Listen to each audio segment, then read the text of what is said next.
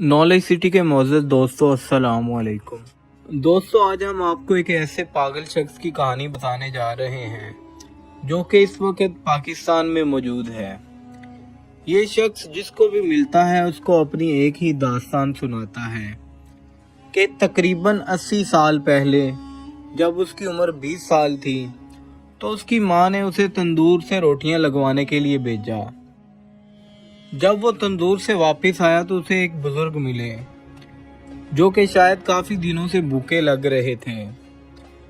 उस लड़के से बुजुर्ग ने कहा कि बेटा, मैं काफी दिनों से भूखा हूँ, क्या मुझे एक रोटी मिलेगी?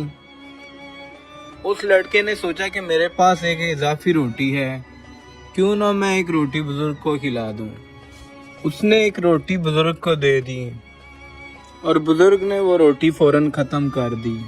इस लड़के ने जब देखा कि बुजुर्ग ने देखते ही देखते रोटी खत्म कर दी है तो उन्हें शायद अभी और भूख लगी है।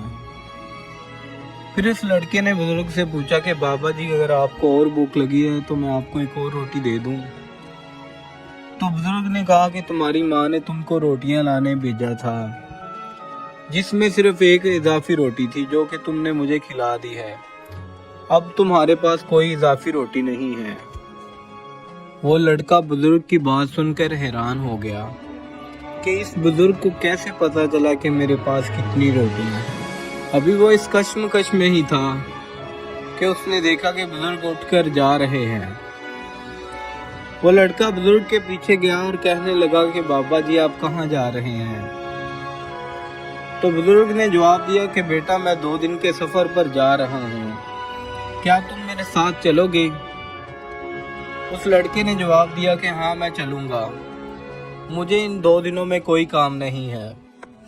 इतने में लड़के ने बाजार में अपने चचा को देखा तो उसने रोटियां अपने चचा को थमा दी और कहने लगा कि चचा जान, ये रोटियां आप मेरे घर ले जाएं और घर वालों को बता दीजिएगा कि मैं 2 दिन के सफर पर कहीं जा रहा हूँ। वो बुजुर्ग के साथ सफर पर रवाना हो गया। कुछ सफर तय करने के बाद वो एक जंगल में दाखिल हुए, जहां पर उन्होंने एक बड़ा पुरस्कार दरवाजा देखा। बाबा जी ने कुछ पढ़ा तो दरवाजा खुल गया और वो दोनों अंदर दाखिल हो गए। अंदर दाखिल होते ही उन्होंने देखा कि दरवाजा गायब हो गया और सारा जंगल नजरों से ओझल हो गया और वो दोनों एक नई दुनिया में पहुंच गए। वो लड़का उस बुजुर्ग के साथ 2 दिन वहां रहा और जब 2 दिन गुजरे तो बुजुर्ग ने कहा कि बेटा आओ, मैं तुम्हें वापस छोड़ आऊं। बुजुर्ग दोबारा उस लड़के को लेकर उसी तरफ रवाना हो गया जिस तरफ वो दरवाजा था। जब वो वहां पहुंचे तो दरवाजा नमूदार हुआ।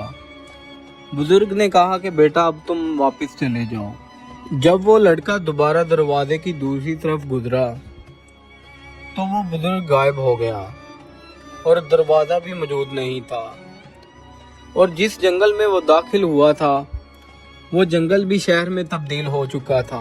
जब उसने शहर की तरफ देखा तो वो बहुत परेशान हो गया और उसका हुलिया भी 80 साल पुराना लग रहा था।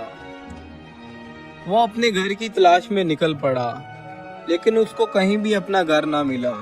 दोस्तों, जब वो उस बुजुर्ग के साथ दूसरी दुनिया में गया था तो उस वक्त उसकी उम्र 20 साल थी, लेकिन जब वो वापस अपनी दुनिया में आया तो उसका हुलिया 80 साल पुराना लग रहा था। तो इसका मतलब ये हुआ कि उसने उस दुनिया में जो 2 दिन गुजारे वो इस दुनिया के 80 साल के बराबर हैं और एक दिन 40 साल के बराबर है।